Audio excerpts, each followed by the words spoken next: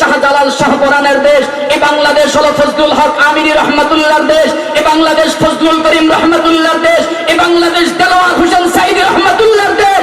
এই বাংলাদেশ জুনায়েদ বাবুনগরীর দেশ। কথা ঠিক কিনা?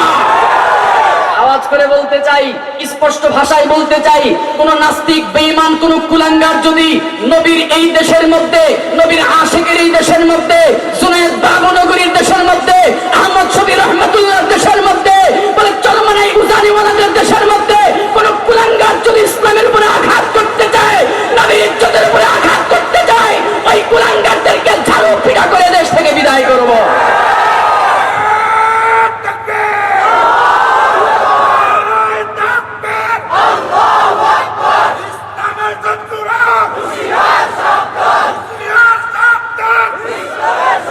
স্পষ্ট কথা, এই দেশ কারো বাবার নয়, এই দেশ কারো দাদার নয়। এই আওয়াজ করে বলতে হবে, কথা ঠিক কিনা? স্পষ্ট কথা, এই দেশ কারো বাবার দেশ নয়, কারো দাদার দেশ নয়, এই দেশ লক্ষ লক্ষ মুসলমানের দেশ।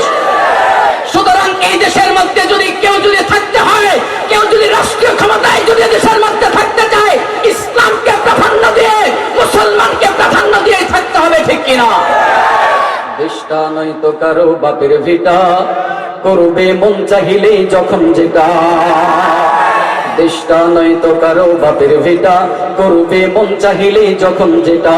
দেশটা লক্ষ মায়ের ইজ্জতের দামে কেনা, মাটিতে মিশে আছে লাখ শহীদের রক্ত কণা। শহীদের রক্তের দামে কেনা মোদের সোনার ভিটা, শহীদের রক্তের দামে কেনা মোদের সোনার ভিটা। তবে কেন অভ্যাস হল বিদেশিদের চরম চাটা। দেশটা নয়তো কারো বাপের ভিটা, করবে মন চাহিলে যখন যেটা। যে দেশের মাটি থেকে গন্ধ আসে ওই কালেমার, সে দেশের আকাশ ছুঁয়ে রয়ে দাঁড়িয়ে কত মিনার। আজানের সুরে সুরে জীবন যাদের বেড়ে ওঠা, আজানের সুরে সুরে জীবন যাদের বেড়ে ওঠা, সে দেশের মাটি থেকে নাস্তিকতার ঘন ঘটা। রাজি আছেন তো ইনশাআল্লাহ? দেশটা নয়তো কারো বাপের ভিটা, করবে মন চাহিলে যখন যেটা। নারায়ে তাকবীর!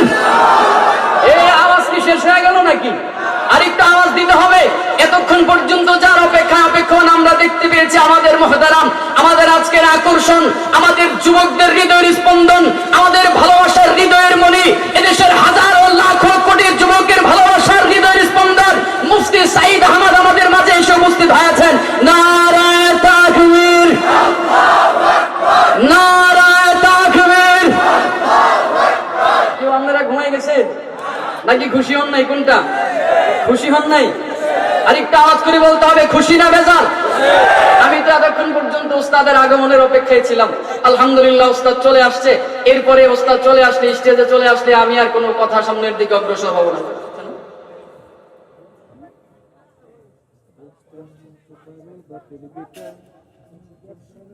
আলহামদুলিল্লাহ পড়ে।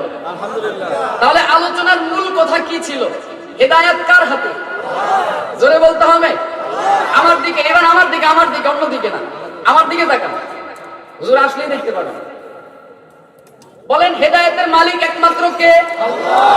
হেদায়েত কার হাতে? নাকি দুনিয়ার কোন মানুষের হাতে? দুনিয়ার কেউ হেদায়েত দিতে পারবে? তাহলে হেদায়েত দিবেন একমাত্র তিনি কে?